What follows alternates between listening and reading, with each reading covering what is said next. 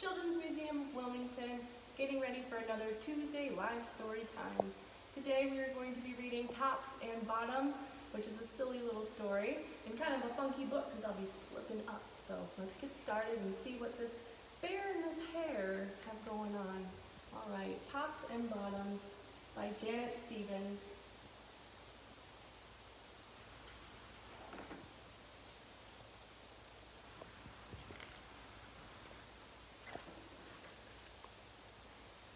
Once upon a time, there lived a very lazy bear who had lots of money and lots of land.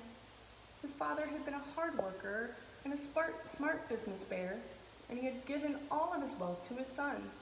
But all Bear wanted to do was sleep. Not far down the road lived a hare. Although Hare was clever, he sometimes got into trouble. He had once owned land too, but now he had nothing. He had lost a risky bet with a tortoise and had sold all of his land to Bear to pay off the debt. Hare and his family were in very bad shape. "The children are so hungry, Father Hare.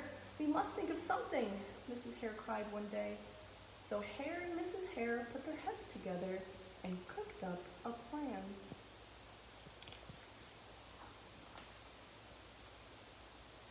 The next day, Hare hopped down the road to Bear's house. Bear, of course, was asleep. "Hello, Bear, wake up! It's your neighbor, Hare, and I have an idea." Bear opened one eye and grunted. "We can be business partners," Hare said. "All we need is this field right here in front of your house.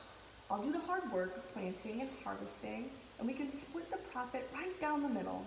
Yes, sir, Bear, we're in this together. I'll work and you sleep." "Huh?" said Bear. "So what will it be, Bear?" asked Hare. "That top half or bottom half. It's up to you, tops or bottoms." Let's see," Bear said with a yawn. "I'll take the top half, Hare." "Right, tops." Hare smiled. "It's a done deal, Bear."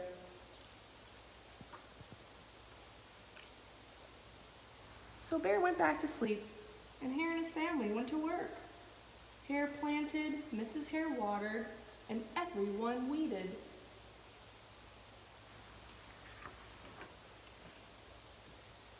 Bear slept as the crops grew. When it was time for the harvest, Hare called out, "Wake up, Bear! You get the tops and I get the bottoms."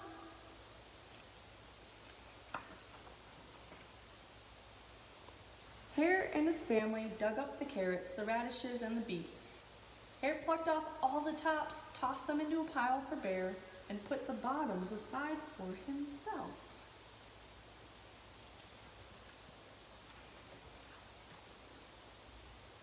Bear stared at his pile. "But Hare, all the best parts are in your half." "You chose the tops, Bear," Hare said. "Now, Hare, you've tricked me. You plant this field again, and this season I want the bottoms." Hare agreed. "It's a done deal, Bear."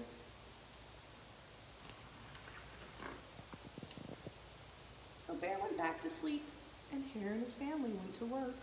They planted, watered, and weeded.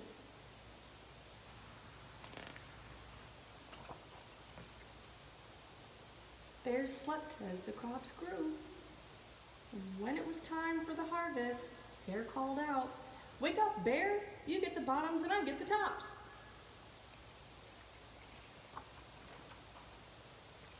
Hare and his family gathered up the lettuce, the broccoli, and the celery.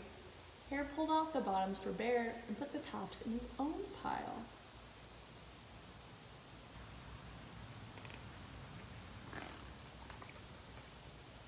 Bear looked at his pile and scowled. "Hare, you have cheated me again." "But Bear," Hare said, "you wanted the bottoms this time." Bear growled. "You plant this field again, Hare. You tricked me twice, and you owe me one season of both tops and bottoms." "You're right, poor old Bear," sighed Hare. "It's only fair that you get both tops and bottoms this time. It's a done deal, Bear."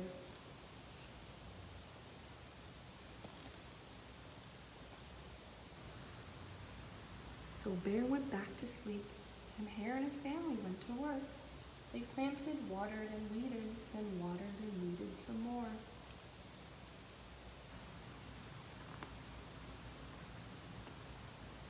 Bear slept as the crops grew. When it was time for the harvest, Hare called out, "Wake up, Bear! This time you get the tops and the bottoms."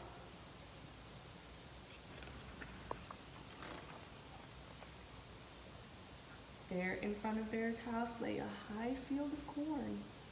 Hare and his family yanked up every corn stalk. Hare tugged off the roots at the bottom and the tassels at the top and put them in a pile for Bear. Then he carefully collected the ears of corn in the middle and placed them in his own pile. Bear rubbed his eyes and watched. "See, Bear, you get the tops and the bottoms. I get the middles. Yes, sir, Bear, it's a done deal."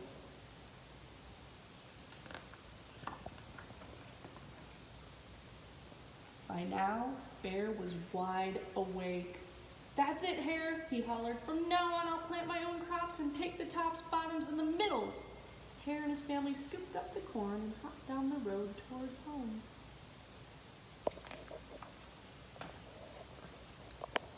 Bear never again slept through a season of planting and harvesting.